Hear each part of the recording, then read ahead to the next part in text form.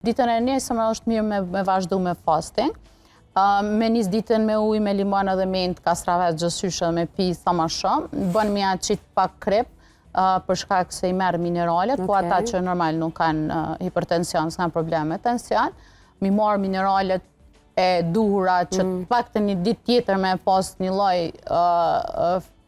një ditë pak ma duhur. Naj smoothie, qësh e kemi bo edhe na të familja jonë me selino, moll gel, për çka do që kam prej këtyne frutave që janë antioksidant, i ndihmon shumë me shpejtu tretjen dhe mi largu që ato toksina, mi ndihmu pak melqise edhe metabolizmit, mi tret që ato shqem. Edhe normal që ditën e nesërme mundu me marë naj vak shumë të lehtë, naj salat, naj diçka vezë ose protein, diçka shumë të lehtë, që mos me ngarku tash ekstra metabolizmin edhe ditën tjetër, se nëse hajmë shumë vonë natën, edhe s'kemi flajt normal mirë, në momentin që qohëm na kemi moq unt.